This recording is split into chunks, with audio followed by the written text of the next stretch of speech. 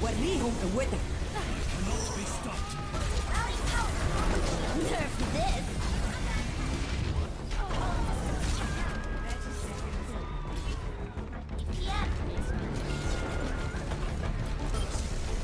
I'm operating at optimal levels.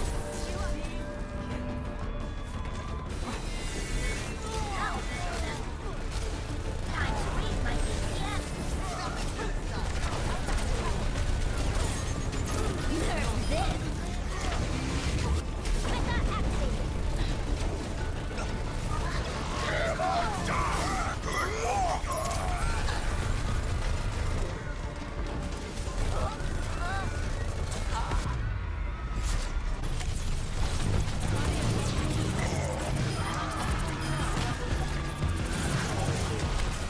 Огонь по готовности.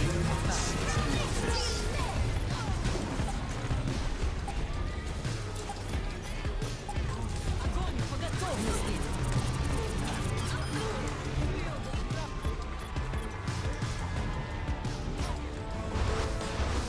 Welcome back, friends. It's the Watchpoint Post Show. We are live from the Blizzard Arena in lovely Los Angeles. Look at that sunset.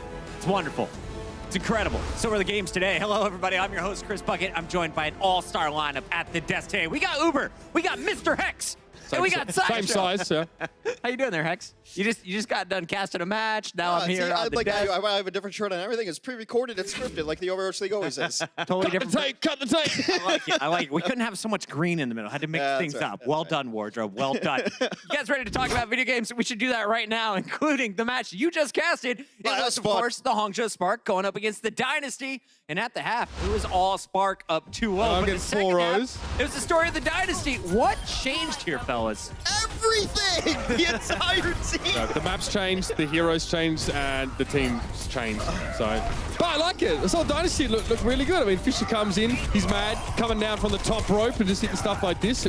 We knew it was going to be a huge match. Let's be real though, did Seoul win Numbani or did Spark lose Numbani? You And tell I, us. I think it was the latter.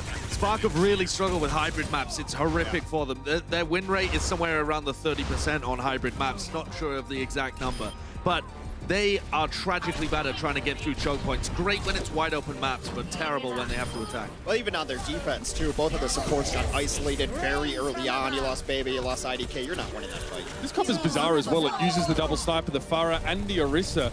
With the Sombra in the mix there, it's pretty weird, but me and Josh were talking about it. Your Sombra can still get value while you can get picks, and obviously this ended up being very close. This fight, the last fight of the map there, you know, Godsby really needed to get a grab off. He didn't quite make it. But I think Hangzhou played that really smart when they were going against double sniper. They waited for all 6 ultimates, and then it's fine to use everything because you know that Seoul can't run double sniper at second point.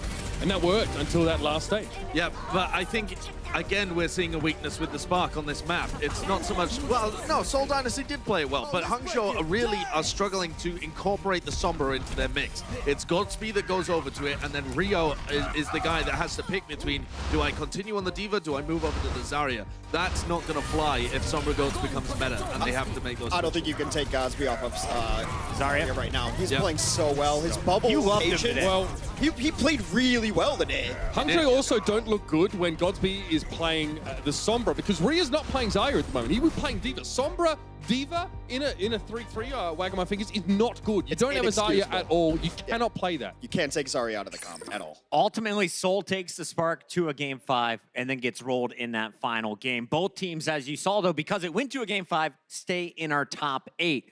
Question for me is, does Seoul, and I asked Josh this at the half, it's time for you two to answer, Uber and Hex, does Seoul make it into our playoffs for Stage 3? Yeah, I think their upcoming matches are pretty straightforward, actually. They've got a few easy ones. Paris and Chengdu? Yeah, I think their wins there. I kind of agree with Josh. He definitely feels that Chengdu are going to get destroyed by them. I think there's a possibility of that. Whether we do or do not see a coalescence in terms of the roster setup, I think that Seoul have got 3 different looks now. That's 3. I think that Seoul probably rolls Paris. Yeah, as much as I like Paris lately, I think Seoul's a better team. I just consider Seoul a top 8 team, so definitely. Josh is so happy. Everyone's agreeing with him right now. Josh, well done. He called it a half. He won me over with the fish slap. Everyone backs him up here on the post show. Let's talk about another match we saw today. Probably a surprisingly close one if you're tuning in. It was the London Spitfire reigning champs going up a 2-win Washington Justice team. But in the first half, Corey lights things up with the Widowmaker. We see all kinds of DPS out of the Justice, Sleepy on the Roadhog, and more. And at the end, it was a 1-0 score in favor of the Justice at the half after a draw.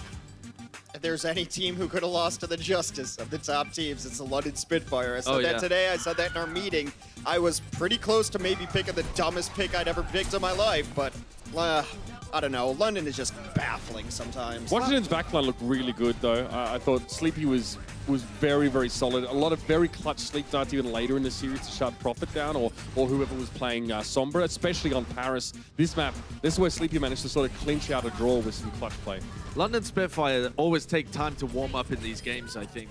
The last time they faced off against the Washington Justice, it was a tragedy of a match. It was appalling, made me want to scoop my eyeballs out.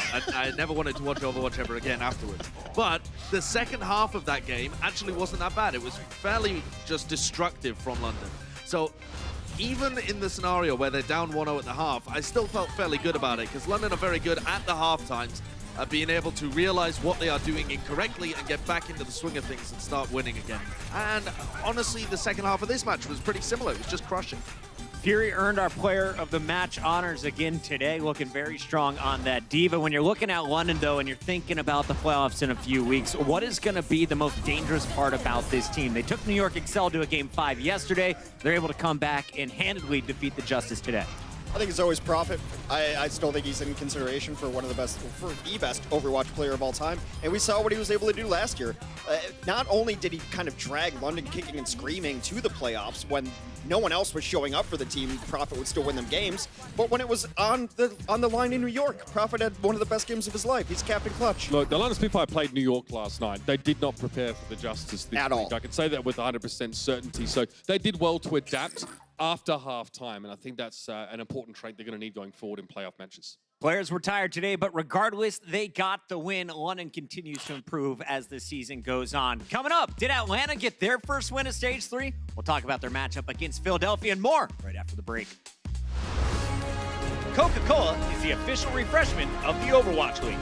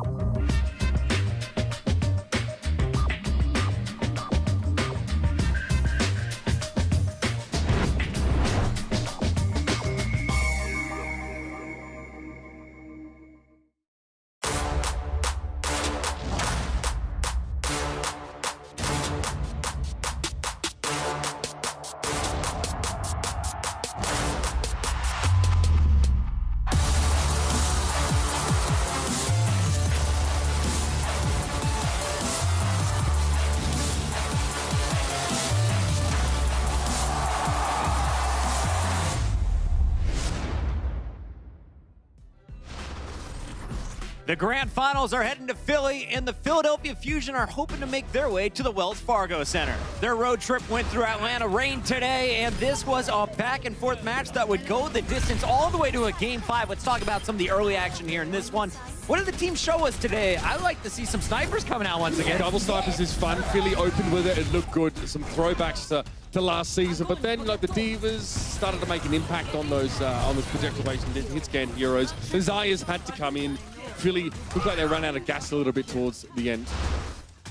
Horizon map number 2, and this one, defense was pretty solid on both ends. You look at this one, overtime wick is burning. Carpe pulled out the Zarya, and he seemed to be a question in the past.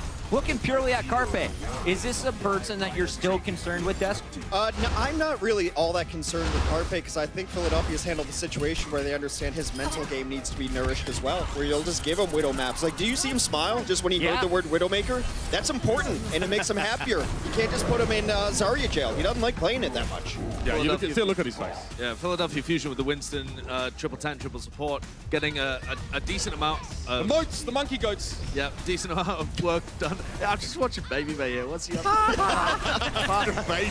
Nothing you can't. Bye. But it worked really well. Philly are really good at doing their ins and outs when it comes to using Winston in a 3-3. Very, very good at splitting up teams and letting Sato cause problems. And then, of course, we went towards Havana. Well, this ended up being pretty close to fair. I think Philadelphia Fusion should have wrapped it up here, honestly. I think that the way Atlanta Reign play with the Sombra Goats, they are still really figuring it out. And Philadelphia Fusion have had a lot more time to be able to do it. They've got someone that theoretically should be more skilled on that role, and they rotate players around fairly effectively. Poco picks up the Zarya, and he's really good at it. This should have been Fusion's map to take in the 3-1 scoreline, but instead we went to the 5th. It just fell apart coordination-wise when they got to that point where they're hitting EMPs and there's no kills on it. They're hitting grabs and there's no kills on it. They thought they could just have it with the ultimate advantages and throw it in. And this was tragic for Atlanta. They got it to 95 in the Bastion. It looked so good at the start. They never brought it back. This is where the series is really won for the Philly Fusion. A lot of teams have really just struggled to come back from that Bastion setup in general. Philly don't really reinvent the wheel. They just go for solid play and they get it done. This was a rough one here. Philly would have won had that boot not happened, but they do manage to triumph anyway in the end. They started playing a fair bit of Winston, and then their Goats just in general just looks really good. It's looking much more solid for them. It's funny, I tweeted to Poco, he's like, we're very good at map 5s. I'm like, oh, you've had a lot of practice. And everyone's like, oh, I've heard. I'm like, it's just true. You've legit gone to game 5. A lot of practice. Well, to swing that the other way around as well, Atlanta are now 1-8. Oh, sorry, 1-7. So 1 out of 8 in game 5s. That's some real anti-clutch. Do you just work on your control, or is it a mental game issue at that point? It's totally mental. I mean, they're not 1-7 when it comes to control points, so it really does just come down to where your head's at, how the series has gone as well. Like, have you won map 4 and you're feeling great coming into it? So I don't know. For them, Hangzhou have won all 5 of their map 5s. Yeah. They're not. Yeah. They've been loving it. Clutch is king. They're number 4. I like Small, it. I will say it's nice to see Boombox back. I thought he had one of his better games he's had in the last couple of weeks, and that's really important for Philadelphia. Getting opening kills from Boombox. If Atlanta won that one, I think Daco wins MVP. He had 2 grabs eaten in the same game. Let's talk about another match that went down today, though, between 2 teams who desperately needed a win. The Defiant have not won in Stage 3, and sadly, that trend continued today. It was the Guangzhou Charge with a swift 4-0, and we saw everything from this squad. You saw the sniper from Happy. We saw Hoppa back on the Farah, not dying with barrages, one of the 3 players that can do that on the planet. Pretty good stuff from the Charge. Dude, this Happy Widow was everything I wanted it to be, mostly shutting down the Sombra. I thought it was just ill how he was able to pull that off. You asked for it, actually. You said that specifically in the pre-show. We do remember that. I thought it really strange that Toronto didn't want to play any more Sombra really after that first map. They go for something here. Happy just gets picked. He gets 2 picks just like this to open up the round, and then you know you may as well pack it up because you're done. Rio had a fantastic series. I mean, there are at some points he had more Reinhardt kills than the Toronto had in general with Earthshadow. Incredible just showing from him in general. Guangzhou Chargers got a very talented roster individually. I mean, I highly rate Rio. I think Happy's excellent on certain roles. Shu, somebody we were talking about a huge amount at the beginning of the season. And then Nero's starting to step into his own as well. 18-year-old. Yeah, he's come in, and his Junkrat was definitely felt on Paris. Toronto couldn't counter this composition, by the way. They won't play Farah because they're going against Widow. They won't play Sombra for whatever reason, so they get wrecked by Junkrat. One of the guys you didn't say is Hotba, who can play everything. He gives you all this versatility on that second DPS role when you've got this Widow, Ace, and Happy. But, Hotba can play Tracer, he can play Farah, he can play everything. The meta is now coming more in line with Guangzhou Charge as well. They can start running more of the Sombra Goats that they were playing way back early in the season. Having said that, when that was the case, it was Eileen. Now it's more to do with Hopper. I mean, he said in the post game. Oh, no, Toronto, watch your back, boys. It's not bumper, but you always got to know where that Ryan's at. To check his corners, and that's purely academic by that point. Rio just said there was also like a 2 or 3 week stretch where we were legitimately considering Shu as an MVP candidate. That's how good he was playing. In Week 1 and 2, Stage 1, I remember remember Rookie that. of the year, of course. Yeah. This map was just pretty one-sided as well. I have to say, in general, Hotba just controlling high ground. No one really was turning around to look at him. He's charging so many EMPs, and Guangzhou just steamrolled to Defiant in that last map. They looked like they were out again. That match, I think, took like an hour and 15 minutes. I had time to eat, then I was right back in the casting booth. So talking about these two teams, Toronto has been on a slide. We've called it out in the past. It continued today. On the other side, we have the Charge, who still has 2 more weeks to go here in Stage 3 and then a full stage of Stage 4. Is there any chance we see the Charge climbing the leaderboard? I think it's possible. They actually don't have that difficult a schedule moving forwards, but it's so hard to tell now because they were playing against, as you said, a crumbling Toronto Defiant. How good really is this team? It's impossible to say until they play some more I middle believe of the their pack. strength of schedule for Guangzhou is very good for them this stage. I think it's actually quite easy. So if they can get back to 500 by the start of Stage 4, then there is hope for this team. And if things start to line up a little bit more to play to their strengths, then there's a lot of potential there. And we're seeing a lot of teams flip the script, like Houston, the Valiant are doing it, and it's Guangzhou's time perhaps as well. Right, 12 out of 20 get in. I mean, and there's already some locks for people who aren't getting in. So Right. they're definitely in the mix. Yeah, Hey, some trash can. 4-0 definitely helps their cause today. There you have it. It was a Charge over Toronto Defiant. And you saw the best of the best from everyone today. But even once in a while, a pro is going to fall flat. And that brings us to one of my new favorite parts of the Watchpoint Post Show. We like to immortalize these moments in a segment we call You Hate to See It. Josh, what did you hate/love to see today? I can't help but smile whenever we do the "you hate to see it" segment because I love it. All right, today was definitely the day of C9s. Charlie Niners, the third letter of the alphabet plus the ninth Charles number. the Ninth. Charles the Ninth, exactly. It was ridiculous because Monty and Doa set it up and we just had repeat after repeat after repeat. We got Gods on the Watchpoint Post Show later on. He was part of the original that immortalized the name. But let's have a look at some of the examples that we saw today. It started out in this game with London against Washington Justice. Now, for anybody at home who likes to play ranked, this is the point. Oh, that's the objective. That's the objective. This Got it. here, you got to kind of get on it. If you're defending, you have to be able to get on this point. Otherwise, this little Godger up here, he ticks up and suddenly you've lost. So let's take a look at what the Washington Justice do. They're playing around the edge of the point, you know, just putting their tippy toes on it. Sansam's on there. No. Jana steps forward. They pop a sound barrier to get aggressive after the EMP, but oh no, they've all gone. Okay, let's take a look at this one. This one, the Guangzhou Charge are currently in control of the point. Toronto Defiant, they're making their way around. They lead with a Diva Bomb. There's Sharik. Sharik steps off the point. Look at all of these players that are around here. Look, all of these players over here, and then Sharik, who's somewhere down here. And none of them touch the point? You They hate just- to see This it. is even worse because the that overtime point. wick just disappears. That's not And the he Winston's disappears. fault, by the way. Diva, Lucio, that's on you guys. Wow, yeah. Name a player. It was their fault. that Here's the point's Guangzhou their Charge again. Rio gets melted on the point, and Nero decides the best way of attacking is to jump up in the air. I get Here's it. another one, another C9. Same game? Same game, No! different team. Toronto Defiant this time. Ivy gets booped off. Suddenly, Yagpung 8, they can't get on the point. It was in a time. matter of seconds, that one. Yeah. How many times, though, in one day? Those are so much worse than the original C9, which happened on, I believe, what's the one? Watchpoint Gibraltar? Lijiang Tower. Yes, Lijiang. Yeah, so Yeah. that's a small point, right? And maybe like on an Ilios Lighthouse, you excuse it to, small point. With Those full are entrances. enormous Yeah. points. Those Aw. are football field-sized And you points. can drop down from high ground. There's multiple entrances. Or if whereas some on of your Lijiang- players are dead, but they literally had like 6 alive the whole time. In other words, there's no excuse, and you hate to see it. Coming up to see right it. after the break, we've got Gods from the Toronto Defiant, one of our favorite people. He's joining us right here on the desk, so don't go anywhere. We're talking to the tall man after this. The Overwatch League is powered by Intel. Game, record, stream without compromise on Intel Core i7. And by Omen by HP, the official PC and display of the Overwatch League.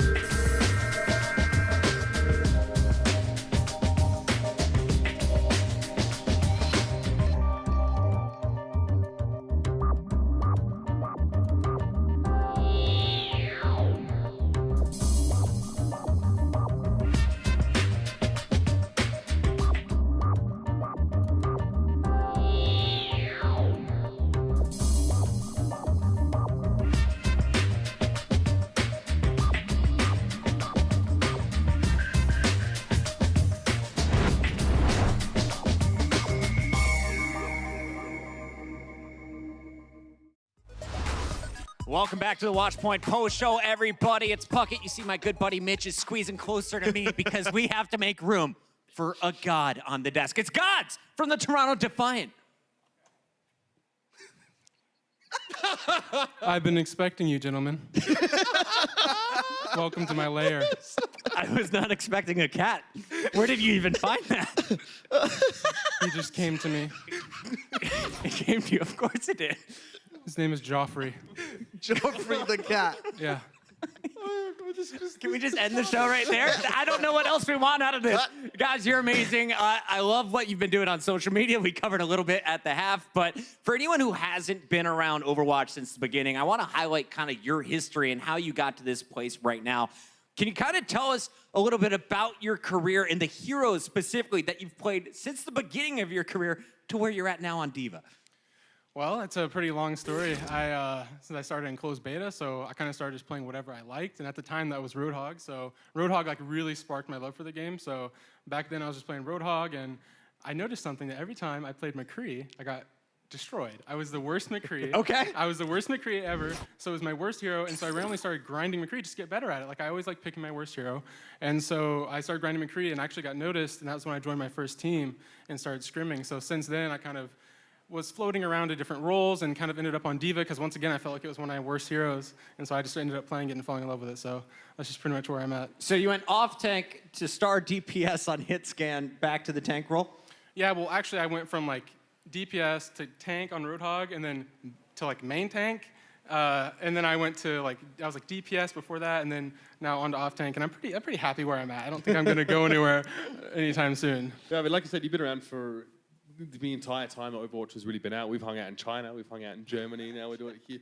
I mean, like, tell me from your perspective what it's been like, because I think a lot of players that are currently in the Overwatch League didn't have to go through nearly as much as you did, not nearly as many teams, as many trials, as many months. Well, honestly, it's like a lot of it was necessary for me to be here. You guys didn't see me in the first season of Overwatch League, and part of that because I just wasn't really ready yet. Like, it really took me some time to like get in the right headspace and be in a good situation to be ready to play. So to be honest, like everything that I've had to go through to get here has been necessary in my mind. Well, we're going to the Atlanta homestand next. Obviously, you saw the Dallas homestand and that big, spectacle that it was. What are you expecting to get out of the Atlanta homestand? To be honest, I'm kind of hoping I get booed a little bit. You want to get booed? Nice. Yeah, because I kind of want to be like the antagonist. I want to be the villain a We'll little have you bit. be the heel. I'm down with that. Yeah. See, that's what I'm saying. Like, I want to walk out there, maybe wear some shades or something, just walking on stage, and like they're like booing at him, like, huh? What's it? You know what I mean? Like, hit him with one of those, like just to get him So going. you've heard it. Make sure you boo Gods in Atlanta. Please, boo Gods. Beyond getting booed, is there anything in particular you want to do in Atlanta? There's a top. Honestly, like, because Pog is in the chat for that. Open to sponsorships is Hexagram. well, before Overwatch League, I obviously had traveled and played before in other countries, like you mentioned, and one of the coolest things is going to a new place that you haven't been to, at least for me, in a while, and seeing like the fans that are like there, like the actual people that are from that place, and seeing them and just like, it's not just a number on a stream, these are actually people here like cheering for you and watching you play. That's like something that it's like magical to experience that. It's a honestly. game changer. Yeah. We've been looking at some of your tweets. We had a halftime, I don't know whether you noticed, where we were looking through some of them. Well, where do you get the ideas for these nuts tweets? Honestly, they come to me, and then there's like a voice in my head that says, you have to tweet this. And then once it's out there, like it goes away. Okay, I've been looking forward for 2 years, Gods. I haven't seen you for 2 years. I've been wanting to clap back at you for this, which you tweeted during Overwatch Contenders Season 0 in 2017. You tweeted directly at me, you coward. Are you dweebs serious with these shirts? What is this about, God? There's a subtweet as well. Yeah, you starting beef? Bro, what are you wearing? Why is it backwards? No, You deserve I that totally one. agree. They were wearing them backwards, and They it kept rotating down. It was they a are terrible dweebs. bit. Yeah. It kept you watching the entire day of Contender Season 0. They were Wearing a long days. turtleneck, Gods. I'm going to defend myself and say you deserved it. There we go. Well, Gods, every time we have a show, I like to play some games with our guest. You're now a contestant. Let's just call you contestant for the rest of the show. Are you ready for this? Yes. Today, we are going to be looking at gods, since that's your name. We found some of our favorite gods throughout the world and throughout history. And it's going to be up to you to identify exactly what this person is the god of. Our first one It's a name you may be familiar with. You may have seen him on the stage today. Janus. Is it A, the Egyptian god of thunder? B, the Roman god of beginnings and doorways? C, the Greek god of earth shatters? Or D, Roman god of primal rage? I'm gonna guess A. A, Egyptian god of thunder. Wrong. It's Roman god of beginnings and doorways. You should have known that one. Yeah, Come also, on. Roman god of getting guys just discorded and getting blown up That really was like a quickly. 50-50 guys are too. That trolling. was like, those are two throwaway answers. Okay, All right, well, over here next. All right, you guys share a hairstyle. Morpheus. A, is it Greek god of sleep and dreams? B, Greek god of defense matrix. C, Egyptian god of relaxation. D, the Roman god of Keanu Reeves. are you asking me if this is Keanu Reeves' god name? Because I'm pretty sure he is actually. Yeah, that's true. I wasn't insinuating that. Please count it. Different characters. I'm the god of Defense Matrix, so it's only A or C. That's it. It's going to be sleep and dreams or relaxation. Both great. Sleep and Dreams. He's got it! Nailed it. That was pretty easy, to be One fair. for two. One for two. Josh, you're up. All right, here we go. We got Anubis. I'm working through this in my own head. We got Anubis. Is Anubis A, the Egyptian god of the dead? B, the Roman god of assault? C, the Greek god of the unwell? Or D, the Roman god of objectives? The Egyptian god of the dead. A. That's not bad. That was an easy one. yeah. We gave you that one. We Yeah. gave you that Well one. done. Well Next one done. will be hard, I'm sure. Yeah, probably, because I'm illiterate, so it's going to be difficult for both of us. Okay. All right. We have Shu up next. Actually, a god. Yes. Shu, the Roman god of harmony. The Egyptian god of sleep. The Greek god of hogs. Or the Egyptian god of the air. A. D. You Air, fell for bro. the Come on. You fell for the harmony orb trick. I liked it. For the pun. thought it was like a clever Ceilings have you thing. seen on Anubis, honestly, guys? Completely All right. debated. Monty's freaking out right now. Who is the god of Overwatch? Is it A, Amgod? Is it B, Gods? Is it C, Gods B? Is that B or C? Or is it D, Jeff Kaplan? Me. Which one is that? God's Is it Gods? B. Is it answer B? It is. No! It's Jeff from the Sponsored Overwatch question, team. by the way. Good try, Gods. heck? Good try, buddy. Paid question. I've only seen Jeff win in his games. Oh, sorry, too soon. We have Over the Top coming up next. true. Gods, I love you. We are going to keep you for this. Are you ready for that? It's coming right now. Let's do it. We're jumping in at number 5, and unfortunately, you are on the receiving end of this one. Sneaky Rio coming from the back end. This was late in the game. Did you see this one coming? Did anyone ever expect this from the Charge? Maybe Vancouver. Yeah, I mean, it was kind of like we just didn't see them and we had the touch point, so we didn't even really have time to clear it, so it kind of just really insane. Good timing. That was great play paying off there at number 5. At number 4, Gods, will you do us the honors of commentating this one?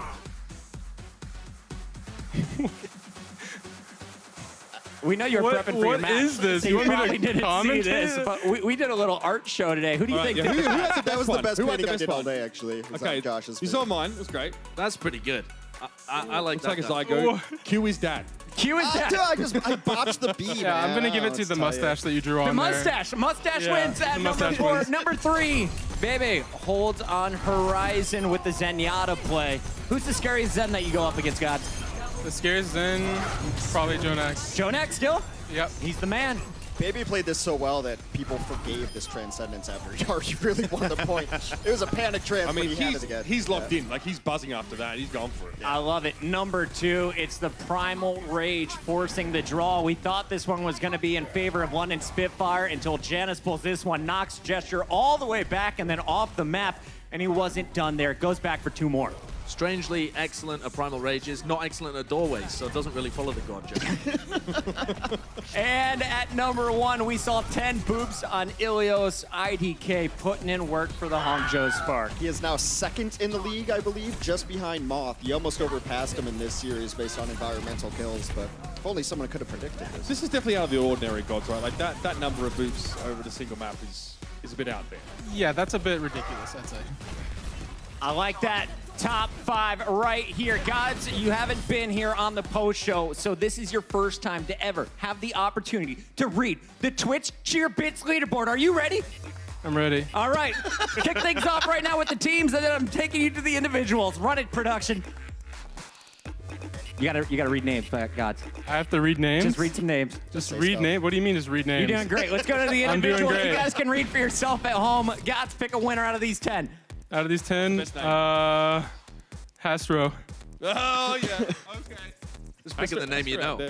I like it. He's paying his players so much, he's got extra to spend on Twitch bits. There we go. There we go. Gods, before you go, I had to do this because Mitch failed. Josh really failed. But fail. only a Gods could read this tweet properly. He's going to summon a demon. Oh, God. Put this one on the screen when you get a second, production. I have to hear this from you because this was one of those things that came to you and you just had to put it on the internet. Are you ready? Yep. Nope. Hello. Oh, whoa. Do you want to do a woo-o? Blushes. I play Dweeva, and I matrix you so we can winnie-win. I'm so random, but you still want to do a woo-o with me, right? No. Please accept my invitation to group. Someone's going to take me to the hospital. And who did you send that to? The world. I love it. Gods is a legend. If you don't follow him already, Gods, what's your Twitter? God's live. That's all you need to know. God's Plan, God's Live. Follow them both if you love awesome action from the boys in Toronto. Guys, get your Overwatch League All Access Pass as well as, of course, we got a special treat for you. It's a Q&A. We got Toby, the Boop God. He's joining us from the Seoul Dynasty exclusively on Twitch.tv after the show. Thank you guys for joining us. We'll be back to highlight some of the biggest matches of Sunday coming up right here in the Postshow. Get me out of here. No. The Overwatch League is brought to you by T-Mobile, now connecting 99% of Overwatch League fans. Catch your league on America's network, T-Mobile.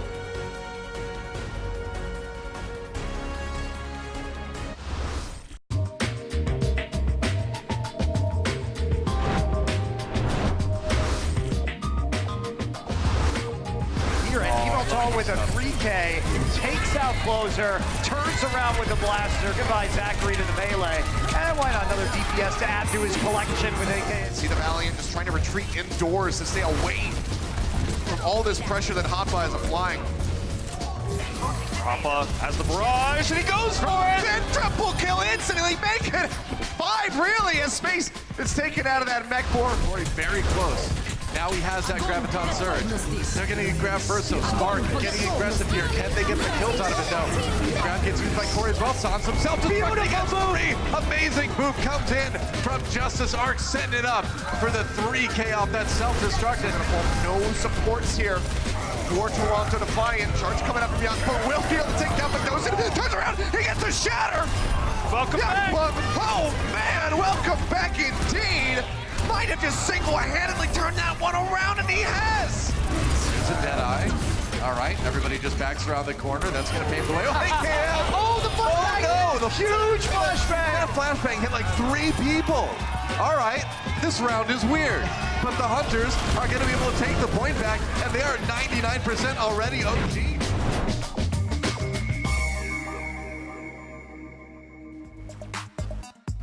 We're closing out week 3 of stage 3 tomorrow with some big matches. It all starts with Chengdu Hunters and their crazy comps going up against Dallas Fuel in a rematch. This time, our match of the week. Boston faces off against Paris. Houston looks to stay hot against Florida. And the Los Angeles Valiant finish things off against the Vancouver Titans, the team who doesn't lose in the regular season. So with that in store, fellas, I got to ask you, what are you most fired up for? Let's start with you, Uber. Speaking of fire, I mean, I am looking forward to that last match of the day, or it's going to be Fact Fiction going up against Bumper. That is a baptism of fire. Fact Fiction already been in the league for a little bit, a couple games. He's going to be going up against just an unleashed force. He's going to have to know or have to be ready to play around Bumper, who's going to get a lot of PL, a lot of support from the rest of his team. This will absolutely test the resource allocation in terms of healing and shielding of the Valiant to the very limit. Hex? Is it Taimu time? I mean, you're going against Chengdu. You're going to have Jinmu in the air. It's the battle of the moves, a little cow fest perhaps going on. But Teemo's been languishing on this Dallas bench. Oh, we know. Read Twitter. I know, exactly. That's why I brought it up today. And I know maybe Dallas is, it's more than just throwing things to the wall and say they stick. However, Taimu's a really good Widow, and you got to keep your players happy. I don't think it is. I don't think Dallas is going to play him, but I would love to see some Temu on the field on some Widow. Jinmu versus Taimu. I want to see that battle. Widow versus Pharah. Okay, I've got a bit of a wild one here. I want to see whether the Valiant can deliver a surprise upset for the Vancouver Brent. Titans. And here's my reasoning, is that the Vancouver Titans have to lose at some point. Actually, that's not true statistically, but they are likely to lose at some point. And right now, it looks like they are struggling with their DPS compositions and with the Sombra Goats. I don't think So Min-soo cuts the mustard on either front.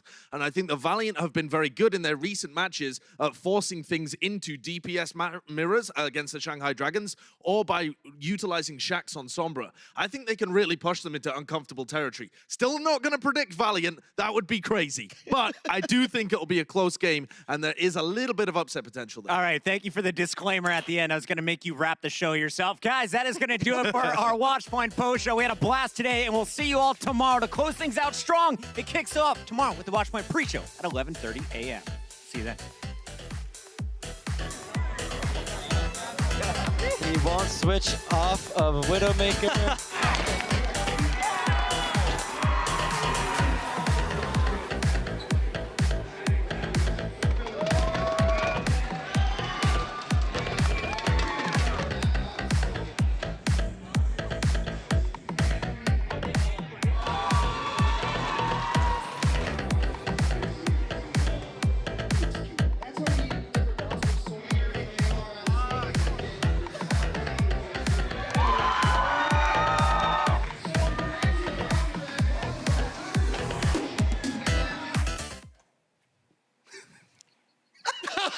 I've been expecting you, gentlemen.